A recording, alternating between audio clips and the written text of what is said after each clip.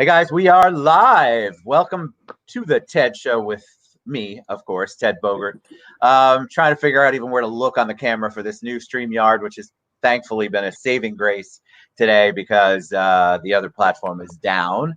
I am excited to have Justin Lang, Justincredible, on the show today. Welcome, my friend. How are you? Doing pretty good. How about yourself? I'm doing really good. I'm going to look down here and make sure I can see us live. That's always my thing. But while I'm doing that, if tell us a little bit about you. I think I don't remember exactly how we connected, but I looked at your page and thought that's a great story, even though you might not have wanted to tell me the story. Yeah. So tell them a little bit about you, and then we can dive right into Justincredible. Awesome. Thanks, Ted. Thanks for connecting with me. I know I think I posted a video online, and you were like, "Oh, this looks pretty interesting." So yeah, that's pretty much what it is. I'm a Florida boy to my core. I'm born and raised, best state, craziest state at the same time, as you know. 1000%. I know. Yeah, born and raised in South Florida primarily, so Dade, Broward County. Just grew up around a big melting pot, and I just was always exposed to different types of cultures, different people, and I think around high school, mid high school, sophomore year of high school, I started to try to get a voice. So writing and poetry, writing music, found a way, because I tried to hang around the basketball players, but I wasn't that good. I tried to hang around the bad boys, but I wasn't that bad. Tried to hang around the nerds, I wasn't that. So I always kind of found myself in the middle, and not really finding my place or comfort in who I was. So that poetry was a way to kind of express myself, get a voice, gain some respect, when from self-respect. And when you see people cling to it, gravitate towards it, and they appreciate it and they can connect, then that's like, okay. Why poetry though? Like, where did that come from? Did you just decide you liked poetry one day and then decided, you know what, I've got stuff to say? I mean, how did you figure out that was a way for you to have your voice? I kind of almost stumbled upon it. It's just kind of journalizing, just frustrations, as a teenager, oh, I hate my parents. I like this girl. Oh, we broke up. Oh, I'm mad. Oh, this kid's bullying me. You just journal, note down things, and I just happened to put rhymes to it, and started to get more imagery. And I had a couple of people. I had one of my English teachers take a look at it. One of my history teachers took a look at it, and it was like, oh, some pretty nice stuff. Keep writing. And then those little encouragements at the infancy stage, just kind of motivated me to keep going. And the more I listened to different greats, Pac and Alanis, all the greats, the more I got more expressive and honed in with my imagery. Love it. So tell me, how would you describe, because you don't hear poetry's kind of making a comeback. I'm hearing poetry readings and events around poetry, but that wasn't always the case. How would you describe your form or your poetry? What would you describe it as? I describe myself as a poet disguised as a rapper, or vice versa. And that's another way where I feel myself. I feel like I'm a little poetic, but not as, talented or established as some of these renowned poets that I know.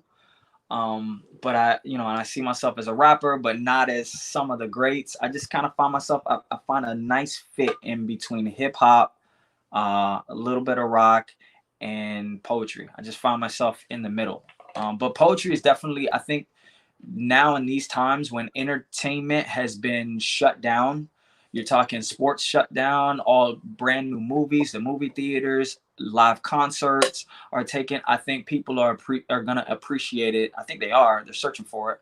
But when we get out of this quarantine, I think there's gonna be a higher demand for it. Our stock is gonna go up for the creative arts. People want to feel, connected to something. Well, yeah, I feel like people right now are They don't feel connected. They feel isolated, and they're looking for a way to connect. And not everybody connects the same way. One of the great things about poetry is you create it, and then it speaks to people in a different. Each person it speaks to differently. That's it. But you get the vibe back. I have an English degree. You get, so I'm just throwing it out there. That's why I'm familiar with enough with poetry. I'm not really good at it, but I'm familiar with it. But I feel like people they're looking for something to connect with, like you said, and just because they might not appreciate one genre or the other, it doesn't matter because poetry is universal, and I think that people will connect with it. When you go out, and I want to get into Justincredible and the thought process behind that, and then art imitating life, which I love that topic. When you go out, do you find that people come up to you afterward? Like, what's it like on stage for you when you're basically bearing your whole soul? Short answer to that, I just black out. I just focus on just doing the job, getting the point across, and as if I kind of blank out with the intent of, I know for a fact that there's at least one person that relates to at least one part of this thing, and if I say it with the most conviction, if I say it with the most vulnerability, the most I think that it would connect with someone, it could comfort someone, it could actually help change someone's life. I agree. So tell me where Justincredible came in. For a while there, I really thought he's never going to tell me what his name is, which is fine. I mean, I deal with that all the time. When you're an artist, when you're creative, I have a great respect for however it is your persona is. I want to respect that. But tell us how that came into play, and then let's start talking about art imitating life. Cool. Justincredible the name was given to me. A friend of mine, Sean Staten, he from South Florida. He actually drove me one summer. I was trying to play basketball, again, trying to be a hooper. Wasn't too good at it, and he drove us one summer in Miramar, Florida, to a garage where a bunch of local kids were rapping in a garage. Just formed a whole alliance group. Some of them have gone on to do some amazing things. One of them is on Wild and Out. His name is Conceited. Conceited NYC, but he was in the same group. But I went there and I just rhymed for the first time. It was kind of blah, and they were like, "You need a name." And my friend Drew Cottrell, he said, "Why don't you go with Justincredible?" And I was like, "Sounds good." Perfect. That's it. So what goes on from there? You obviously, because people, people have their arts, they have the creativity, but you've made this, I'm assuming you've made this is really part of who you are all the time. This is what you do. This is part of who you are. How is it now during COVID-19 when you can't get out there? Are you doing poetry readings and artistic kinds of things via platforms like this? Or are you just working on your craft right now? Both. I just yesterday I got an invite to do some poetry for kids, to stir up some creativity because school's out. They're getting a little anxious. They're getting into mischief. They're whatever. So that's with Young Voices with the Right 3000. Shout out to Blue Bailey. But so Saturday night I'll be in a live form just like this, giving poetry and just being a panelist and just encouraging young writers, young voices, and older voices that still want to stay creative, get their creative juices flowing. Right before COVID-19 started to pop off really crazy, I signed a contract with the state of, I'm not the state, with the city. It's with Atlantic Center of the Arts, and it's gonna be in Volusia County with New Smyrna Beach. And it was supposed to be like a whole session, I think 13 sessions with creative writing with middle schoolers. And so we had to put that on pause. But now I just went back to the originator of this whole program, the coordinator, and said, hey, why don't we just do it in Zoom? I mean, school's out, kids have their laptops, they're already bored. Why don't we just do the entire sessions, the whole program? Let's just do it online. So that, and then That's so cool. also writing some other, just loading up some ammo for some more projects. So when you're doing, is this your, and I think people will ask, is this what you do full time? No, not yet. Not yet. That's the dream. That's the dream, right? But We it haven't sounds like gotten there yet. you're building that up. This is what you're doing to try to build up. It's like your side hustle, side game for now, but it's your passion. Absolutely. Ultimate dream. Yeah. Ultimate dream is to, because I've worked in the school system. I know I work a lot with kids, middle school, high schoolers, because it's those awkward times, man. It's really defining times.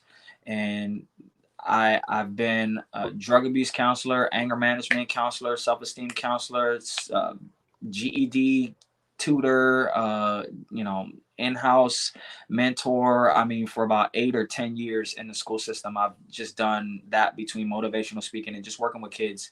And so the ultimate dream is to speak during the day and do shows at night. That's the ultimate dream. So let's talk about the kids a lot, because I've done a couple of shows on that. What do you see? Obviously, you're going to be working with kids on the poetry side too. What are you seeing with the kids pre-COVID, of course, as far as what their needs are? Is the bullying as bad as it seems? Because you mentioned counselor and mentor in there. Is the pressure as bad as it's painted? Is it really, really tougher than, I mean, you're much younger than me, so we'll say when you were a kid, is it much Hey, tougher out there? hey, I'm 34. I'm not Oh, too you're old. a baby. That's a I'm good thing, a I'm compliment. pre-internet. Don't let the baby face fool you. Um, I say it's a trade-off. You have um, you have bullying. I mean, bullying's been around since the beginning of time, um, but now it's a little different. So you have a kid, for example, who gets bullied. They can be bullied on tape, live, every single day Right. on the internet, and they can relive this over and over and over again. But yet, at the same time, on that same phone, they can reach out to support groups. All they have to do is hashtag anti-bullying. There's a community of people that can reach out. Back then, if you got beat up and you got bullied, if you didn't have anyone in the neighborhood to take care of it, or if it didn't get to a level where the police were involved or the parents got involved, you just have to deal with it. Maybe if you had a couple friends that would help you out or support you during that time, you'd have some luck there. But I think it's an interesting time. I'm still learning because life is still going on. But I think the overall, um, I think the overall human experience kind of pretty much stays the same. Everyone wants to be loved. Everyone wants a community.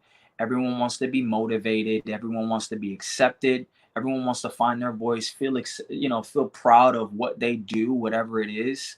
And everyone just I believe for the most part wants to be great. I want to believe that, Where does that spirit come from? Did you grow up in a household where this was encouraged? Did you learn it along the way? Where does that, you've got this compassionate approach to things. I feel like you're a very compassionate human being and empathetic. So where did that come from? Because a lot of times people who are like that came from, had to learn it along the way. But then there are people who just grew up around that sort of support. I'd say both. First, my mom has a heart of gold. She will my mom, and that stems from my grandmother. They'll give you, the last dollar that they have, the shirt off their back type of situation. Grandfather, granddaddy, and I think, growing up in a household with both parents that loved me, showed respect. My parents were pillars in the community, police officers in Miami. They're crime fighters. You know, my dad was a teacher. He was a dare teacher. He taught kids they should stay off drugs. My mom was wrestling crackheads in the projects. I mean, just serving the community in any way possible. My dad, you know, a preacher pretty much my whole life. So just really grounding me in just good morals, good principles, just to have compassion. I was taught that as a kid in my household, that doesn't matter what the color or what country someone's from, you respect people, you honor people, you just do good for the sake of doing good. So that's always been rooted in me.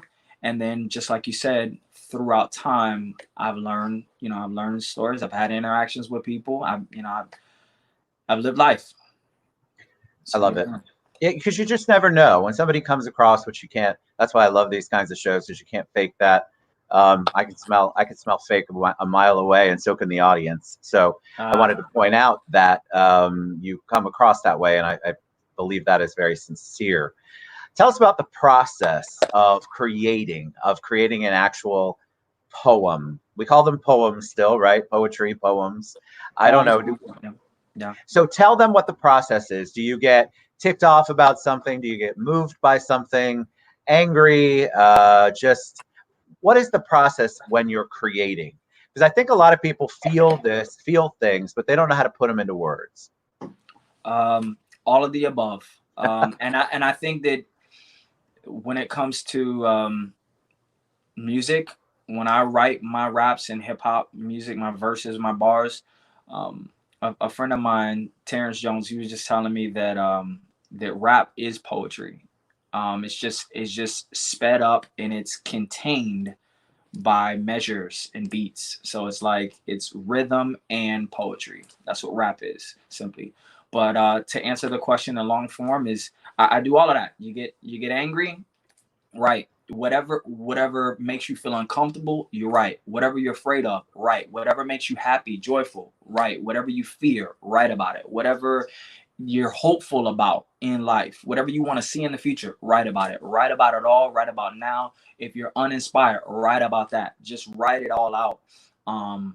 And sometimes you don't, write uh, a masterpiece at one sitting. Sometimes you have to come back. So it's a combination of uh, inspiration, like when you're inspired right there on the spot, spontaneously, and then there's a mixture of, okay, let's go back to that song. Is there anything else that I could write more about? All right, let's go back to this poem. Are there any other feelings, any other thoughts, or anything politically I just want to add into it?